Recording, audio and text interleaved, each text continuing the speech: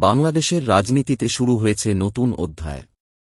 ত্রয়োদশ জাতীয় সংসদ নির্বাচনে নিরঙ্কুশ সংখ্যাগরিষ্ঠতা পেয়ে সরকার গঠন করেছে বাংলাদেশ জাতীয়তাবাদী দল বিএনপি। 17 ফেব্রুয়ারি শপথগ্রহণের মধ্য দিয়ে আনুষ্ঠানিকভাবে দায়িত্ব নেয় নতুন সরকার। এখন দেশ জুড়ে একটাই প্রশ্ন, বাংলাদেশের পরবর্তী রাষ্ট্রপতি কে হচ্ছেন?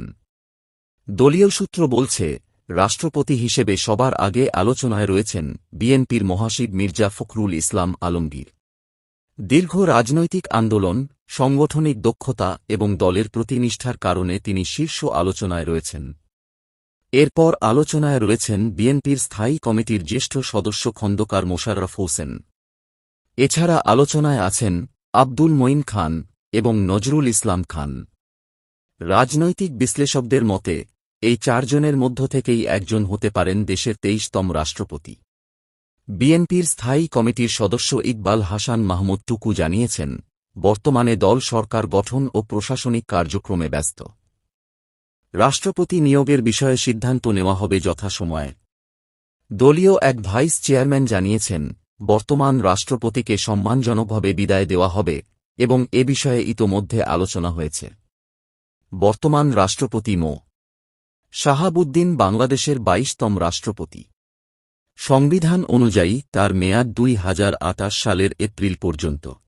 তবে তিনি বিভিন্ন মাধ্যমে জানিয়েছেন, নতুন সরকার গঠনের পর তিনি দায়িত্ব থেকে সরে যেতে চান। রয়টার্সকে দেওয়া সাক্ষাৎকারে তিনি বলেন, রাষ্ট্রপতির প্রতিকৃতি সরিয়ে ফেলার ঘটনায় তিনি অপমানিত বোধ করেছেন। তবে নির্বাচন পর্যন্ত সাংবিধানিক দায়িত্ব পালন করবেন বলেও উল্লেখ করেন তিনি। ইতিহাস বলছে, বিএনপি সরকার গঠন করলে সাধারণত জ্যেষ্ঠ ও গ্রহণযোগ্য নেতাদের রাষ্ট্রপতি করা হয়েছে। 1991 সালে রাষ্ট্রপতি হন আব্দুর রহমান বিশ্বাস। 2001 সালে দায়িত্ব পান একিউএম বদরুদ্দোজা চৌধুরী। পরবর্তীতে রাষ্ট্রপতি হন ইয়াজউদ্দিন আহমেদ। এই ধারাবাহিকতায় এবারও অভিজ্ঞ নেতৃত্বের মধ্য থেকেই নির্বাচন হতে পারে বলে ধারণা করা হচ্ছে।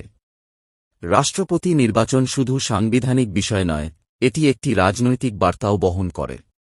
যদি মির্জা ফখরুলকে মনোনয়ন দেওয়া হয়, তবে তা হবে আন্দোলনের নেতৃত্বের স্বীকৃতি।